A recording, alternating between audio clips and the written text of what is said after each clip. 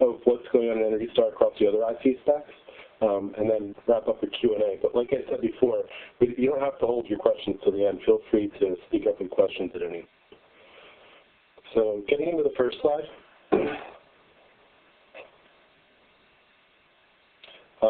I like to put this in these meetings. I think the last one of these we had was in 2015, and there's been a lot of progress since then. I think then there were about 105 products or configuration certified, and through 10 manufacturers, and we're up to 181 and 14.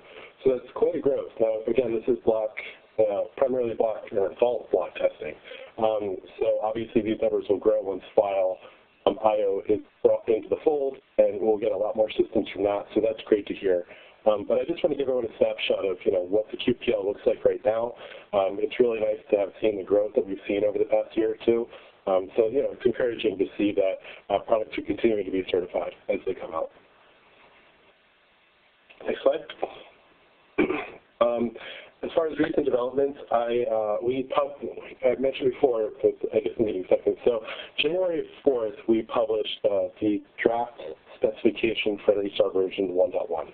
And I'll get into the details of some of the little small edits in that that went out in a few slides.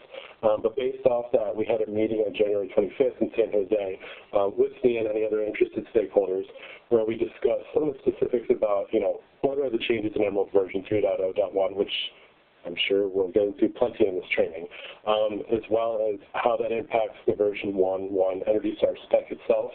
And then we also did have a section where we discussed upcoming technology in the storage industry, which is helpful for us to keep an eye on as we move towards version 2 development down the road. So it was a great meeting. Thank you, Stan, for hosting it. Really impactful. I thought we had a lot of good discussion. And then February 14th, which was just last week, I believe, or this week, very recently, EPA published the Energy Star version 1.1 storage final test method. And if you can go to the next slide, Wayne, I'll explain why the test method and the specification were broken up. So EPA adopted Emerald version 3.0.1 in the specification, as well as the test method. And then we finalized the test method now, and we're holding up in the specification until May 21st. And the reason for this is stakeholders voiced concern, which is very legitimate, that these products are complex to test. They take time. Obviously, we had to have this training as well. So the idea was that the test method is finalized now. The test method includes any edits needed to address the file IO testing and references to Emerald 3.0.1.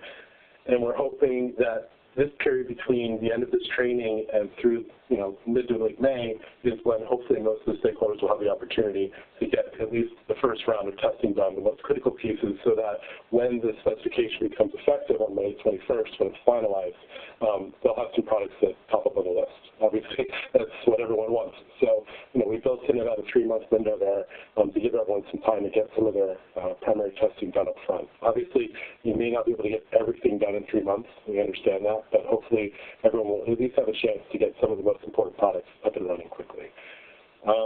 With that said, partners can begin testing storage products at the conclusion of this training series to prepare products for certification in the upcoming version 1.1 specification.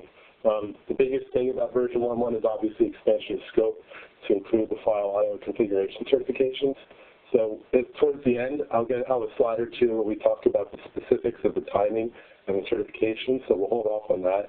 But that's the general timeline we're looking at. Is test method's out, it's final. It can be used for testing for certification of version 1.1. The specification will follow on May 21st, and that's when version 1.1 will become effective. So next slide. EPA has provided some guidance on file I/O in the specification. Like I mentioned, the other slide deck we have and the specification itself, the draft, which is online, goes into more detail about the exact changes. If you're curious about the reasoning for any of the changes, the draft specification has a note box in the specification itself that explain the reason we made the changes. So I strongly encourage you to go look at those note boxes. They provide some detail on the whys. You know, some people like to look into that. So that's definitely the best place, I think, to find some additional meat on the reason for the changes. The primary areas that we changed were creating new required workload sets for file I/O, creating new workload rating requirements for file I/O, and then also creating new active and idle state, basically display requirements for file I/O. And those are shown on the next slide, just the tables that go along with those. So obviously there's new file I/O workloads, which we had to address. And then kind of going down a bit, how to optimize the system for a given organization type, given those new workloads, and then over on the right, which of those workloads would be shown on the website based on their relevancy to a given optimization type. So these should look very familiar. Most of you, if not all of you, have done block I/O submissions before. It works exactly the same. We just had to create additional tables to address the new file I/O workloads.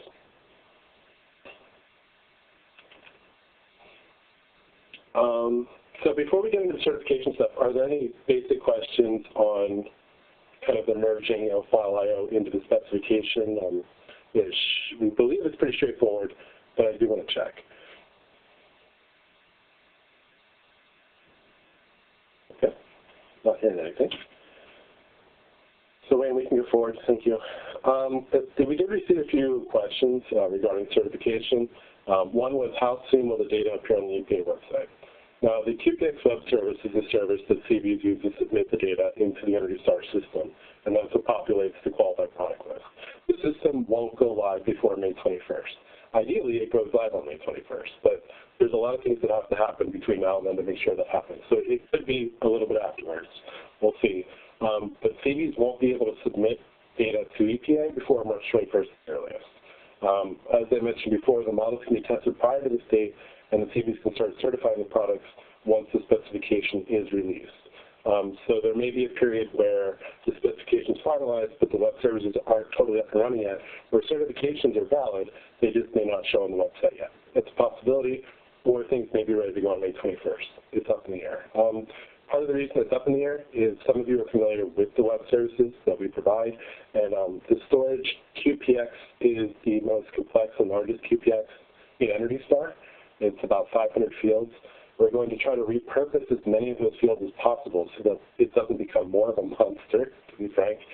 But we have to take some careful thought into how those fields are being reused, how the definitions may change to account for the new file I/O workloads as well as the new optimization type, without messing any of the existing fields up. So it's not the most complicated thing in the world, but we need to be careful since there are so many fields that we don't accidentally create mistakes in the process. So we'll be working on that over the next month or so, trying to get that squared away. But just giving you some idea of what's going on in the background, we're trying to revamp that system so that as much as possible, the existing fields can be reused for the new configurations. The idea is not to grow this thing to 700 or 900 fields. I don't think anyone wants that. Along with that, once the system is up and running, the QPL does refresh daily. That's the qualified product list. So once the system begins accepting version 1.1 submissions, those submissions should appear fairly quickly. And the Energy Star team does send out an email to the CVs once the QPX service is live to let them know that they can begin submitting. So your CVs will be notified when the system's up and running, and then it's on them to get those submissions into the system. The second question was about accreditation to ISO 17025, and is it necessary for version 1.1? And the short answer is no. Labs that attended this training or submitted an updated scope of accreditation are permitted to test products to version 1.1 prior to the effective date. So you, on this call, obviously you've taken the most straightforward route. You make it through these 6 sessions, and you should be able to start testing right away. So, yeah, it's really that straightforward. Obviously, when you go to, I thought I put it in here, but I may have not. I'll have to update that. When you do go to update your accreditation in the following year, you'll want to make sure that you include this in your reaccreditation. So, Mary, you can speak to that. I do believe that's an annual process. So that really depends on the accreditation body that the lab goes through. So it's between a 1 to 3 year process, and at the time of the reaccreditation of the laboratory, they would need to include version 1.1 in their scope of accreditation, but not before that period. Yep, so it really depends on the AB, but the lab should know when their accreditation would expire. Okay, perfect. Mm-hmm. And I want to pause there because these were questions directly from the group. So does everyone understand where we're coming from on these? And are there any other questions regarding certification? The process itself works exactly the same as it always has, through your CV. The CV submits the data populates on the website. So nothing's changed there. We've gone through that many times before. But I do want to check if there are any questions. Anything. It can be basic, it can be complicated. We just want to make sure we can answer any questions you have.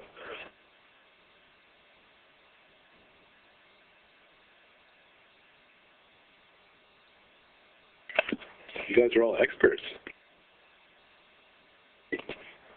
Good. I guess this will go pretty smoothly then. May 22nd, all hell will break loose. Moving on to the timeline on the next slide. So right now, obviously, we're in the SNIA Emerald 3.0.1 training. In early March, at the conclusion of this training, you should be ready to start testing File I/O products for certification. So that's great. As I mentioned before, you'll have until May 21st to try to wrap up as much of that as you can, because that's when the version 1.1 spec will be finalized, and it becomes effective immediately upon its finalization.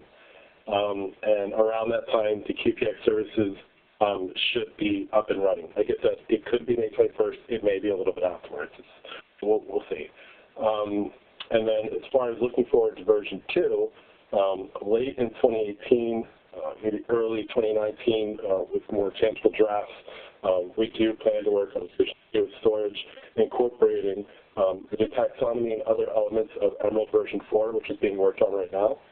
So we're working closely with SNIA on that, and we're going to take a look at some drafts hopefully later this year. The idea is that we can merge the two processes together to align EnergyStar version 2 and Emerald version 4, and take a look at areas where we can simplify things a bit and make some improvement and progress on selecting the systems that are most efficient. So be on the lookout for that. There may be a meeting in January with SNIA where we discuss kind of the details of that. We'll see how that works out. But that's kind of the timeline we have for version 2 right now. Ryan, if you want to add anything to that. No, I think that describes it perfectly. I think our goal is to really set ourselves up that for the annual member symposium, our goal is to hopefully attend again and be in a position that we can have kind of a deeper dive that would really inform a draft 1. So I would say that the draft 1 more than likely, very, very, very, very likely will go out in 2019. But we'll do some kind of background work so that we're in a position to release it before then. Yep. And then beyond storage, on the final slide, there's the status of what else is going on in EnergyStar when it comes to IT. So for those of you who are interested, version 3 of computer servers is currently being revised. We're working towards releasing draft 3 specification with a final draft or a final after that. We'd like to finalize that mid-year this year, so that's our goal. Version 2.0 uninterruptible power supplies was finalized on December 22nd of last year, and it becomes effective on the 1st of 2019. So if you're working on certifying or testing those products, now is probably the time to be working on that. And then version 1.0 of large network equipment, no real changes there. It's still in effect. We've had some products certified, certainly looking for more. But yeah, LNE, it is what it is at the moment. There's no plans to update that in the short term. So, yeah. Any questions on the timeline or the status of the other IP specs?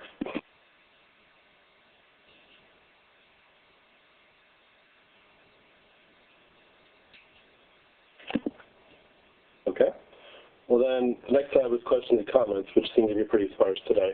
So we can move to the final slide, which is just any questions or comments you may have after this. I don't know what's up with that transition, sorry. There's a storage inbox right there, which you can email. You also have Ryan and my contact information. Feel free to reach out to us directly.